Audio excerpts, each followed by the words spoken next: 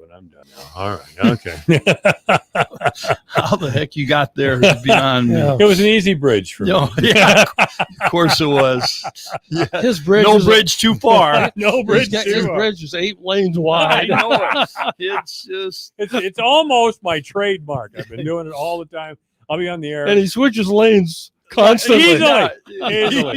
Easily, yeah. Without even singling. That's Just right. signaling, yes. Easy for you to say. It's easy for you to say. I'm not the only older man in the room. Anyway, we got to talk about the NBA. That's pretty exciting, too. And some golf, which is outstanding last Saturday. Let's go with the NBA first. What do you think, Randy? Where are we at? Well, Milwaukee's taking the lead 2-1 over Atlanta, and then of course Phoenix is. The Clippers are making that. It was 3-1. Now it's 3-2, and I watched the game. Was that last night or the night before? Last night Phoenix got beat. They did get beat last night. I and, watched a little bit of the game, but kudos to the Clippers because they've got players that are playing really well that. Kind of are unusual. I mean, like Reggie, or what's the guy's name? Reggie Jackson, right? And of course, Paul George is playing great. And then, but last night, Phoenix, they had some shooting roles last night. They couldn't hit anything, and that was a big difference. I thought normally when they're shooting well, they're tough to beat, but they had an off shooting night, and Phoenix or the Clippers beat them. So that's 3-2 now. That series. Well, and and the Clips played without Zubac, who had been starting at center. Right. I mean, they're all or Kawhi Leonard. Well, yeah, Kawhi hasn't been there from the get-go. Paul George maybe getting finally a little credit. Right. He was 15 of 20 last night. Was he really? Yeah. A lot of times when these guys score 30, 40 some points, they've taken about 25, 35 shots. Yeah. He took 20 shots and hit 15. You talk about being efficient. So that's, Paul George, pretty impressive. And the other thing I'd tell you is Ty Lue is really, he's getting a lot of love all through the playoffs. They're talking about the adjustments that this guy makes, and his team totally recognizes it. They said this guy is really something. And now some of the talking heads are too. He's really getting some love about his ability to coach and how he's coaching this particular playoff, because he really has had to make adjustments, every series, every game. And he's really done a nice job. I'll tell you, Kawhi Leonard this year has to be MVP, doesn't he? I mean, what a great player he is. Well, but who was it? Well, it was the kid from. It was from Denver. Jokic. Jokic. The Joker was the MVP. I don't know. Kawhi wasn't even in the running. And why not, I wonder? Well, who were the other candidates? I mean, Stefan. You guys Curry. are basketball fans, and you couldn't even think of this Jokic guy's name. He's the MVP. Well, we thought of it. Oh, yeah. Yeah, you thought of it after a while. About 5 seconds. I mean, I'm 67 years old. I hardly know what day it is. Yeah. Trying to get that thing, that brain started is not easy. Names are the worst, by the way. You know that. Yes, I do. And I used to be so good with names and faces. I never forgot somebody's name. I always took pride in that. Now I can hardly remember my own. When you're talking about Tyronn Lue, he really, after Booker had that huge 40-some point game, he's really clamped down defensively on Booker. And they're saying, we're not going to let this guy beat us. Somebody else is going to have to step up and beat us. And that strategy seems to be working, because every time Booker gets the ball now, he looks like he's double teamed, and they're just going to shut him down. And he's good. Yeah, he's very good. I've sung his praises all year. Right. Very underrated. And he's really tough. And it's fun to watch just from the games are intense. These players are getting after each other. Did you watch it that last night? I did not watch last night's game. Well, it's Beverly, how he plays defense. Oh, he's just a pit bull. Well, he cross body blocked Chris Paul last night. And then he starts marching up and down the floor. And of course it was at Phoenix. So they're just booing the heck out of him. And he's giving it back to the crowd. It was something else. They called a flagrant on him, but It doesn't phase him. Oh no! I mean, Patrick Beverly is unfazed. Yeah, and he's the guy you don't want guarding you. right. He makes life miserable for you because he picks you up baseline to baseline, and he'll He's harass right in you. your face. Yeah. He'll be incredibly physical with you. He'll follow you, but he's just no fun if you're Chris Right. Paul or anybody else. If he's guarding you, and he makes no bones about it. He's the type of guy you like on your team. We have to give respect where respect is due. This young girl, Doster, I've never seen her play. Set a new home. She's a stud. Boy, I'll tell you, she is. You know, She's been a great catcher for the Dodgers. Absolutely. She's a freshman year in high school. Yeah, She's going to Iowa. yeah, she is, and she broke Logan Schnitzer. I don't know the family. Broke her home run record. She was good too. By yeah, the way. obviously And she she was. had a good year. She was an All-American for Iowa Central this year. Was she really? Schnitzer Yes. was. Good Yeah. for her. But Doster's really hitting the cover off the ball right now, and Did that tournament get rained out weren't they over in Eastern Iowa? Or I thought there's a chance. Did they play Muscatine again? that I don't know. I don't know. It appears this. Where she I broke didn't the see record. anything in the paper, and I Yeah, they were in a tournament. There was a chance that they were. I thought that was last weekend. Boy, Well, I will give the Messenger credit for a great sports section. They do. Other than that, they suck, but they're they do horribly. But Eric and Dana do a hell of a job over there, and I give them full well, credit. Chris is the one that's writing these articles right now. Yeah, I know. Whoever else is Chris there. Johnson. Well, Chris Johnson. Yeah, this is. Yeah. This is the. I guess I don't know who Chris Johnson is. Is this a male or female? male. Oh, male. He's been there Been there a long forever. time. Good guy. Chris Johnson's been there a long time. Oh yeah, about as long as Eric. I mean, it seems like it. Yeah. Really, Eric's been there the sports several editor. years. He's just associate sports editor. Okay. Yeah. You know, I feel bad I haven't got any of the coaches on the air with me yet. I mean, I got to get Blake Udley on, Andy Adams, of course. I got to get all those folks on the air, and hopefully Tristan Doster as well, and her coach. And yeah, this is we're having an exceptional season as a town, and we should all be proud of our local athletes. That's for sure. Very, very proud. Did you do any golfing over the weekend? Either one of you? I was at the College World Series. That's I right. want You to went to talk College a little World bit Series. about that because Well, that was the wildest thing. So I'm there on Friday. First game's North Carolina State and Vanderbilt. And North Carolina State and Vanderbilt. Right. Wow. okay. So as on our way to the game, I get a text from a guy that we both know, all of us know. That's the medical director, indicating, hey, this game's going to be starting late. And he says, it's a mess down here. Anyway, eventually I find out that, North Carolina State has a couple guys test positive for COVID. And so they're trying to determine what to do. And so I thought, well, they'll lose a couple guys. But as it turns out, most of the North Carolina State team did not get vaccinated. Oh, really? Jeez, why would out they of do that? 35 players were not vaccinated. So as it turns out, they have 13 eligible players for the game. And so they start their second string shortstop, second string second baseman. And by the way, North Carolina State was the hottest team in the series up to that point. Really, they were really playing well, just on fire. They start a pitcher at first base who had actually pitched against Vanderbilt the first time around in the World Series and beat them 1-0. He's their starting first baseman. He, by the way, bats. He had never batted in a game all year. And he goes 3 for 3, his first 3 at bats. So my buddy's sitting there with me. He says, you'll never see that ever again. Everybody look, a guy, here we are in the College World Series, and he's batting 1,000. Yeah. And they do a great job. They play hard. They only get beat 3-1. And you got that Kumar, Booker or whatever, the pitcher for Vanderbilt that is huge. And by the way, he is major league ready. He's quite a pitcher.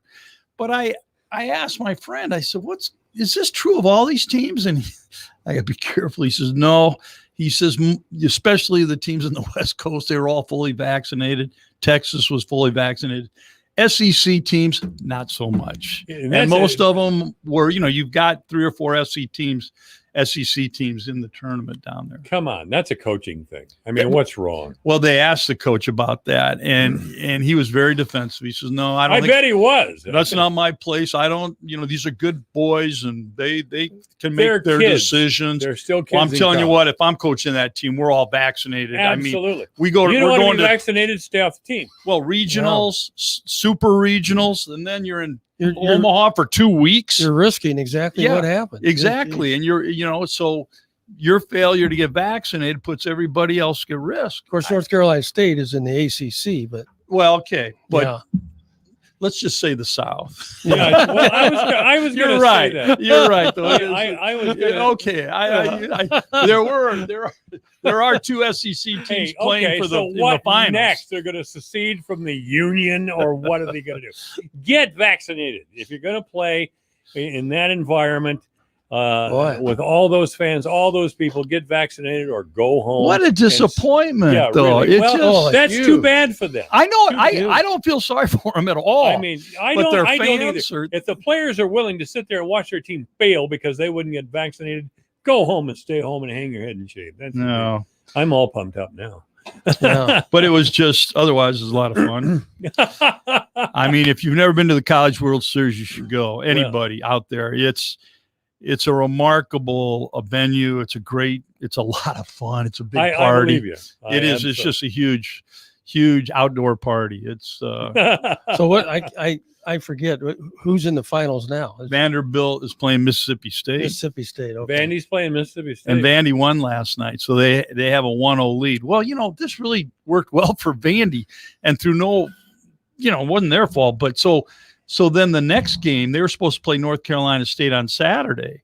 After they beat North Carolina State, and the NCAA ruled it a no contest. So they didn't have to play Saturday. They didn't have to play Sunday. And now they go into money, and they've got Leiter, who's one of the best pitchers collegiate pitchers in America. He's getting a couple days extra rest. And so their pitching just lines up great between their, him and their bullpen. It was really just fortuitous for them. I'm sure they didn't want that, though, but it worked out. Yeah. So, and everybody in Omaha, I understand, last night was from Mississippi State. There's Really? 25,000. Is that right? They travel, yeah, but Wow. Mississippi State had a big crowd there anyway. When I was there that night, because they played Texas that night, I was at that game too, Texas, Mississippi State. Boy, they had 2 guys in the pros that did the 7th-inning stretch from Mississippi State that were there. I forget who it was. What's that though. stadium hold now? About 25,000. Does it? Yeah, they're it's filling. sold out. Yeah, Wow. yeah. It was great. packed Friday night, not during the day. Friday it was 20-some thousand, but it was a full house on Friday night. Then you had the Olympics there too. The Olympic swimming going on right a block away. They're killing it. They need, but they're making up for lost time. Yeah. You're right, and it's just a beehive of people and activity down there in that area. It's a great setup with all the bars and restaurants down there. All the bars and restaurants. Well, really, and then they have tents set up in these parking lots between the bars and the ballpark, and more bars and restaurants, and t-shirt shops, whatever. It's quite an event.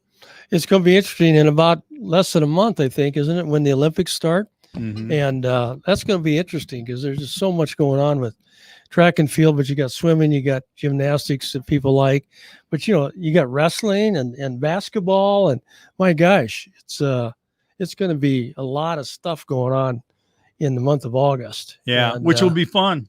Oh yeah. I mean, wow, we took for granted all these things. Oh, yeah. we learned how much we took it for granted last year. Yes, we did. God, 2020 sucked, didn't it? Oh, I'm glad it's gone. Well, I hope it never goes back. Yeah. I But don't know what this. I mentioned this earlier. I was watching on NBC the Olympic tryouts track, and this young lady from Des Moines Valley came in. She's qualified for the Olympics in both the 5,000 and 10,000 meters. She came in second both times, and That's pretty cool. Oh, she's outstanding. Well, the guy from Indian Hills, I read about. And the Indian today. Hills is The there, sprinter. right? Jeez. Yeah, and but the athleticism that you see on track, and most people don't see it because they don't follow track, but it's unbelievable. The athleticism, the speed. My gosh, There's so much that goes into that, though. Building up your body to be able to perform it's become like a that. science. You're right. It is a big time science. And getting yourself just right. Track is just crazy. I mean, think about this. The woman that won the 200 meter ran 21 something. 21. I mean, that wins the Iowa boys track meet every year. I mean, it's amazing how fast these women have gotten. And when you look at their bodies, I mean, they're just ripped. I mean, they are muscular. They're athletic. It's impressive. It really is. I've caught myself watching the WNBA a few times on television because they are so good. And I sit there in astonishment, really, because they look very feminine. I mean, they look like female athletes, of course, but they're, in the post-game interviews, they're just girls and stuff. But you get them on the court, and it's unreal. It's unreal. Talented. They really are. I see Megan Gustafson's not doing very well. Well, she got cut. She got cut again. Cut again. That's too bad. Time.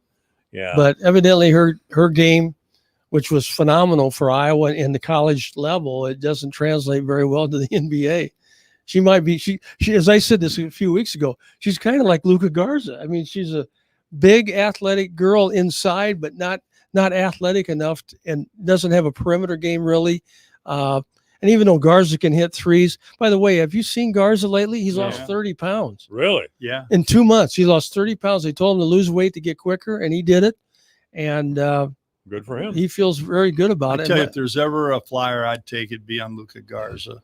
Yeah. There's no more coachable, passionate athlete, committed basketball player committed like Luka Garza. It's remarkable. But I'm telling you, the guy that is impressing me is Wieskamp. Wieskamp had his measurables and his performance. You're going, wow. He might be a first rounder now. They're still saying second rounder. And I'm thinking to myself, there's not many players out there right now that are playing at his level. No. I mean, and especially with the measurables, his ability to jump. Yep. And he scored high in his quickness and what have you. Yeah. Exactly. All the agility drills. I mean, he's just knocking it out of the park. And they think, well, shooting lights out. There you go. Yeah. And you kind of wondering, where were you for the last couple of years in some respects? I mean, you don't appreciate how good this guy is. This guy he's super good. He's 6'7". This is not some punk out there. Right. He was kind of seen as just your average white guy out there. Oh, no, he was a good player. He was all Big Ten. And but you know what? I still think he was understated. I feel as though he wasn't. Nobody really thought he was a star, though, Randy. You're playing with Garza. Garza was Player of the Year, National Player of the Year. But my point is, you got Wieskamp and Garza on the same team, and you throw and pretty good supporting cast next to them, frankly. Yeah. I know Frederick was hurt, and that's unfair. Frederick got hurt because he was important. But that's a pair to draw to. Okay? Oh, yeah. No question. I kind of thought Megan Gustafson was in trouble when the Hawkeye women's team was going through the playoffs system, and they went to play Oklahoma, I think. And some of those girls from Oklahoma were just as big and strong as she was, and they were fast and more athletic. So I thought to myself at the time, and Iowa got beat, of course. I thought to myself at the time, Megan's going to have problems in the pros if that's her desire. She was such a friendly girl and a good personality, and we really appreciated her in Iowa. But I don't know what her career is going to be like in the WNBA if she has a career. I think she's about done. Yeah, sounds like it. And that's too bad because she was a great player for Iowa. But, some of the teams, she really stood out during the regular season because she was so big and strong. But where's she from? Good. Yeah, and she was good. She's from northern Wisconsin. Wisconsin, yeah, up in there. Yeah, she was National Player of the Year. Yeah. I mean, in college basketball, in the Big Ten, which plays pretty dang good women's basketball.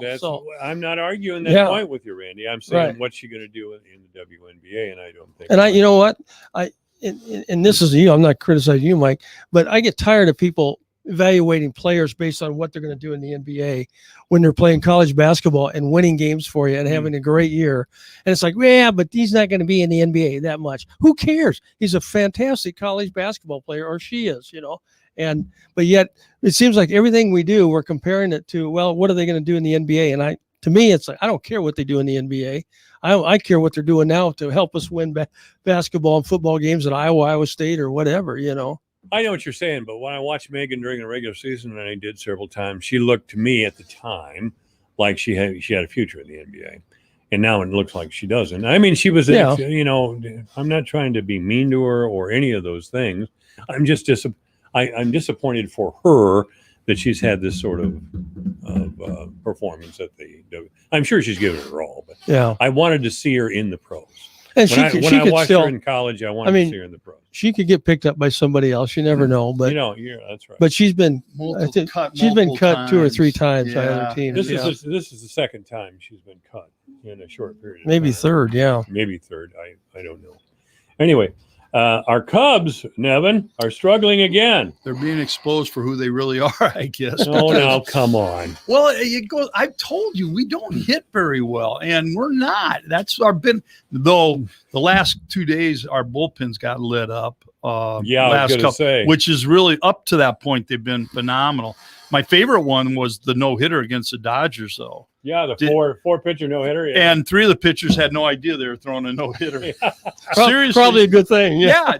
Did you hear the story how that all went down? Well, here I got a quick question for you here, and we're running out of time. All right. How do you take a guy out a pitcher out in the 6th inning when he's throwing a no hitter? When you know you got 3 guys right behind him that won't give up any hits either. Oh, you know that, do you? No, you. That would be a surprise to most people. No. You know what I'm saying? Yeah, sure, but it happens. You know, All that right. was Ross's call, and yeah, he came. It was a good call. Ross has been okay. I didn't. He has, a lot but of things out of we've him. got to get some guys healthy, and we got to get back. And by the way, your boy Schwarber, He's killing it. Yeah, hit his 17th home run. I in 15 never thought games. it was a good idea to get rid of Schwarber. I liked him. He took that bad injury a few years ago, really brought down his production. But I knew he was coming back, and now he's back. I think he's just figuring it all out. I get why they let him go. I mean, why? Why did they let him go? Because he was so inconsistent, Mike. He did not. He's totally inconsistent, and he'd have short stretches where he'd hit the long ball. Never really was hitting for average, but appeared to be a good hitter. Just couldn't